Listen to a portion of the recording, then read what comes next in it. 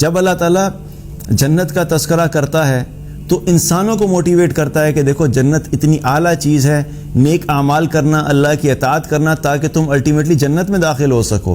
اللہ تعالیٰ قرآن میں جب جہنم کا تذکرہ کرتا ہے تو جہنم کا تذکرہ کرنے کا مقصد یہ ہوتا ہے کہ انسانوں کو وارن کرنا چاہتا ہے کہ دیکھو اگر تم اللہ کی نافرمانی والی زندگی گزارو گے، اللہ کو نہیں مانو گے، اللہ کی اطاعت نہیں کرو گے، اور اسی حال میں اس دنیا سے چلے جاؤ گے تو کیا ہوگا کہ بالآخر تمہارا ٹھکانہ جہنم ہوگا، اور جہنم کا عذاب جو ہے بڑا شدید ہے۔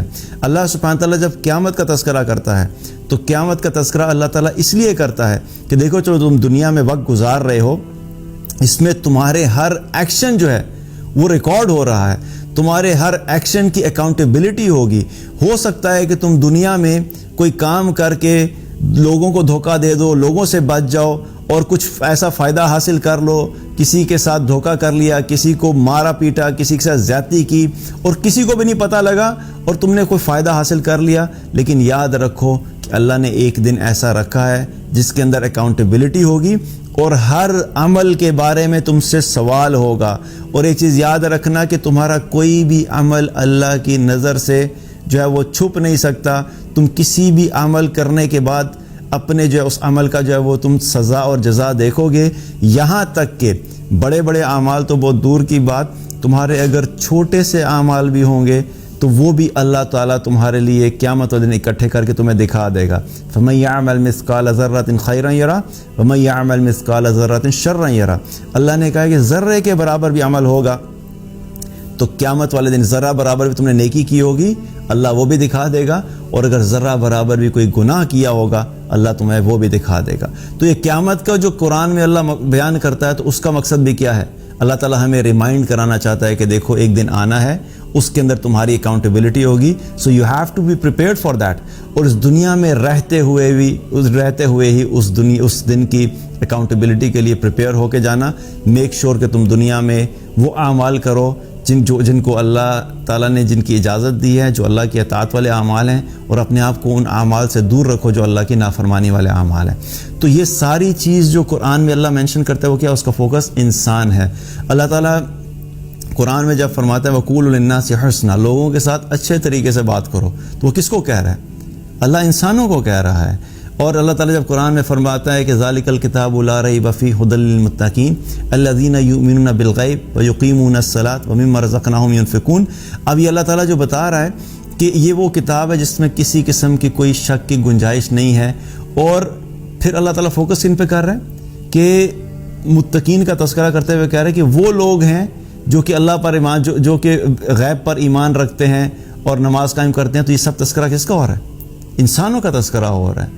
اللہ تعالیٰ قرآن میں جہاں پہ فرماتا ہے ادعو الی سبیل ربک بالحکمہ، بلاؤ لوگوں کو اللہ کے راستے کی طرف حکمت کے ساتھ، تو کس کو کہہ رہے ہیں؟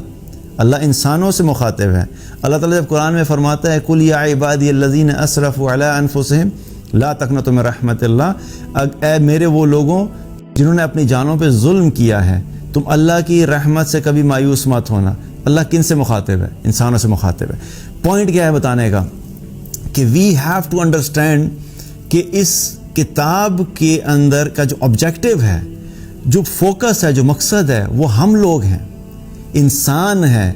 اللہ نے انسانوں کی بھلائیوں کے لیے اس کتاب کو نازل کیا ہے، اور ہم وہ بھلائی اسی وقت ہی حاصل کر سکتے ہیں جب ہم اس کتاب کو اس پرسپیکٹو سے پڑھیں۔ یہ کتاب اللہ تعالیٰ نے صرف خیر و برکت کے لیے نہیں بھیجی، صرف نیکیاں اکٹھی کرنے کے لیے نہیں بھیجی۔ اس میں کوئی شک کی بات نہیں ہے کہ اس کی تلاوت کے اندر بھی اللہ نے اجر رکھا ہے۔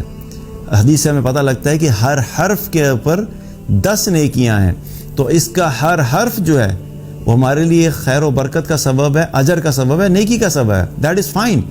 لیکن صرف یہی مقصد نہیں ہے قرآن کا کہ ہم جو ہے اس کی تلاوت کریں اور اس کے بعد بیٹھ کے کیلکولیٹر کھول کے بیٹھ جائیں کہ بھئی میں نے آج جو ہے وہ ایک رکوع پڑھا ہے، ایک رکوع کے اندر اتنے الفاظ تھے، ان الفاظ کے اندر اتنے حروف تھے، ملٹیپلائی بائی 10، تو اس سے پتہ لگا جی آج میں نے ماشاءاللہ تبارک اللہ 5000 نیکیاں اکٹھی کر لیں۔ تو قرآن کی تلاوت بھی کرنی ہے، لیکن اصل جو مقصد قرآن کا کیا ہے؟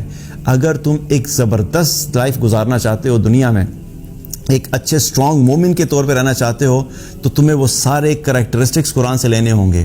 قرآن کی تلاوت بھی کرنی ہے، اس کی تلاوت میں بھی اجر ہے، اس کو سمجھ کر بھی پڑھنا ہے تاکہ ہمیں پتہ لگے کہ اللہ تعالیٰ مجھے کیا کرنے کا کہہ رہا ہے اور کن چیزوں سے رکنے کے بارے میں کہہ رہا ہے، اور اس کے ساتھ ساتھ اس کو پھر اپلائی بھی کرنا ہے، کیونکہ صرف پتہ لگ جانا کہ یہ کام کرو اور یہ کام نہ کرو، لیکن اگر عمل نہیں کرتے تو عمل کے بغیر وہ فائدہ حاصل نہیں ہو سکتا، جو کہ صرف اور صرف اگر انسان یہ ایکسپیکٹ کرے کہ میں صرف جان لوں گا تو مجھے فائدہ ہوگا، صرف جان لینے سے نہیں بلکہ اس پہ عمل کرنے سے بھی فائدہ اسی وقت یہ ہوتا ہے۔ اور اس کے ساتھ ساتھ پھر کیا ہے کہ اس کی تعلیمات کو پوری دنیا تک پہنچانا، آپ کا عمل ایسا ہونا چاہیے کہ لوگ آپ کے عمل کو دیکھ کہیں کہ واقعی یہ مسلمان ہے، کیونکہ وہ مسلمان، کوئی مسلمان صحیح طریقے سے کامل مسلمان بن ہی نہیں سکتا جب تک کہ اس کی پریکٹیکل لائف کے اندر قرآن کی آیات کی امپلیمنٹیشن نظر نہیں آئے۔